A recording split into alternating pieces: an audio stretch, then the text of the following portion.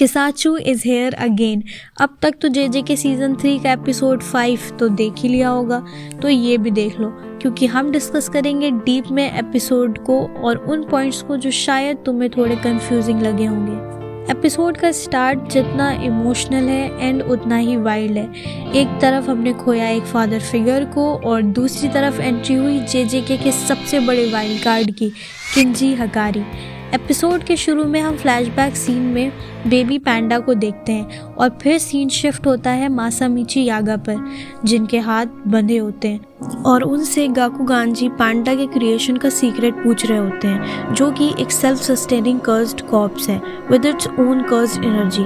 और यहाँ पर गाकुगानजी ये भी रिवील करते हैं कि हायर अप्स यागा को ट्राई कर रहे हैं स्पेशल ग्रेड डेजिग्नेट करने के लिए और लाइफ टाइम इम्प्रिजनमेंट देने के लिए। नेक्स्ट सीन में हम यागा को एक टाकेरू नाम के कर्स्ड कॉप से कॉन्वर्सेशन करते देखते हैं। यहाँ हमें ये सीन दिखाता है कि यागा का बॉन्ड अपने कर्स्ड डॉल्स के साथ कितना प्योर है। फिर सीन शिफ्ट होता है प्रेजेंट टाइम में, जहाँ पांडा को आत्सुया कुसाकाबे ने फ्री किया ताकि वो यागा के पास जा सके, और वो बताता है कि यागा का उस पर फेवर है। अब कौन सा फेवर जिसकी वजह से उसने पैंडा की हेल्प की, उसका आंसर हमें नेक्स्ट सीन में मिलता है, जहां हम टाकेरू और यागा को फिर से देखते हैं। सीन शिफ्ट होता है एक व्हील चेयर वाली लेडी पर।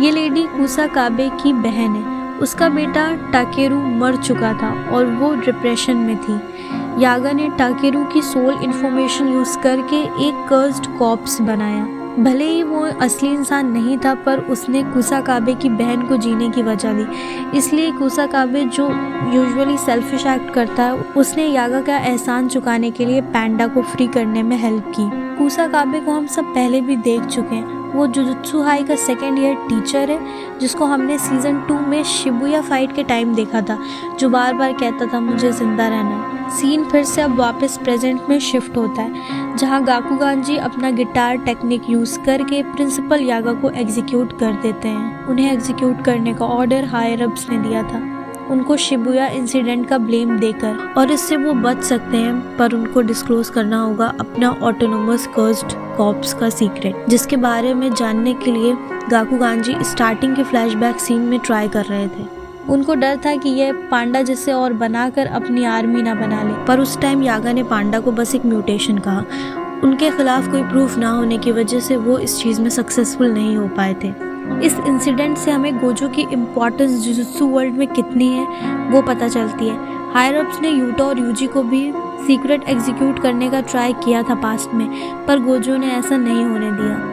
और एपिसोड में भी यागा ने अपनी डेथ से पहले मेंशन किया था कि सातोरू के जाते ही तुम सब बोल्ड हो गए हो, क्योंकि देखो गोजो के सामने तो इनकी नहीं चलती थी, और अब उसके सील्ड होने पर अपनी मनमानी कर रहे हैं। Now back to the scene. यागा ने अपने लास्ट टाइम में पैंडा का सीक्रेट रिवील कर दिया और कही अपनी iconic line, this is the curse from me to you. Panda के क्रिएशन पे ऑलरेडी एक शॉर्ट वीडियो बनाया है, तो उसे यहाँ डिस्कस नहीं करते। बाकी यागा ने अब क्यों बताया ये सीक्रेट इतने सालों तक रिवील ना करने के बाद, तो यागा ने अपने लास्ट मोमेंट में बताकर गाकुगानजी के कॉन्साइंस पर बोझ डाल दिया। अब गाकुगानजी को गिल्ट रहेगा कि उसने अपने साथी को मारा जो एक्चुअली इनोसेंट था। देन पांडा वहाँ आता है और वो सीन काफ़ी इमोशनल था। वो यागा को ऑलरेडी डेड देखता है। गाकुगानजी को लगता है पांडा अब उन पर अटैक करेगा, पर वो सीधा यागा के पास जाता है। पैंडा उसे शॉक कर देता है। गाकुगानजी पांडा से पूछते हैं, क्या तुम्हें मुझसे नफरत नहीं है? पैंडा कहता है कि पैंडाज इंसानों की तरह बदला लेने वाले नहीं होते, you are just the knife, मतलब एक जरिया, असली कल्प्रेट तो हायर अप्स है ना। और फिर पांडा कहता है, तुम बस ये याद रखना कि इवन पांडास क्राई। तो ये था यागा और पांडा का पार्ट। अब डिस्कस करते हैं न्यू जनरेशन को। यूजी और मिगुमी पहुंचते हैं एक इलीगल गैम्बलिंग रिंग में, गाचिनको फाइट क्लब। टारगेट कौन है? किंजी हकारी। यूजी कहता है यूटा ने कहा था कि अगर हकारी सीरियस हो जाए तो वो यूटा से भी स्ट्रॉन्ग हो सकता है, इसलिए कलिंग गेम के लिए हकारी जरूरी है। जुजुत्सु हाई का सस्पेंडेड 3rd ईयर स्टूडेंट है, तो यूजी और मिगुमी अपनी आइडेंटिटी छुपा के जाते हैं वहाँ। यूजी फाइट के लिए सिलेक्ट हो जाता है और वहाँ हम देखते हैं यूजी का अपोनेंट पैंडा है। उन दोनों की फाइट काफी फनी थी। पांडा की मार खाने की ओवर एक्टिंग करना और फाइट के बीच में उनका कॉन्वर्सेशन काफी एंटरटेनिंग था। यूजी की फाइट हकारी और किरारा भी देख रहे होते हैं। हकारी यूजी से इम्प्रेस होता है और यूजी को फाइनली हकारी से मिलने का चांस मिलता है और वो उससे मिलने जाता है।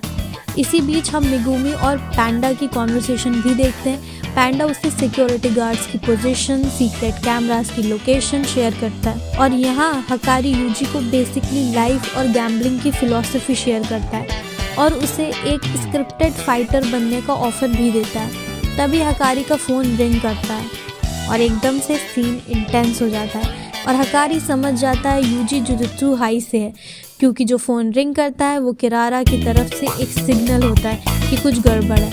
इसके बाद क्या था, हकारी यूजी को ग्लास फेंक कर मारता है। यूजी उसे काम करने की कोशिश करता है पर हकारी अब कहाँ सुनने वाला है। इसी नोट पे एपिसोड एंड हो जाता है। ये एपिसोड एक बिल्डअप एपिसोड था। इसमें हमें पॉलिटिकल शिफ्ट देखने को मिला कि यागा की डेथ का मतलब है जुजुत्सु हाई अब पूरी तरह करप्ट हायर अप्स के कंट्रोल में है। ओल्ड जनरेशन के सॉर्सरर्स की स्पेस न्यू जनरेशन के सॉर्सरर्स फिल करेंगे। यागा की डेथ, हकारी की एंट्री। इस एपिसोड के बारे में अपना ओपिनियन और क्या सच में हकारी यूटा से स्ट्रॉन्ग है, कमेंट में बताओ। और यहाँ तक वीडियो देख ही ली है तो लाइक कर दो, सब्सक्राइब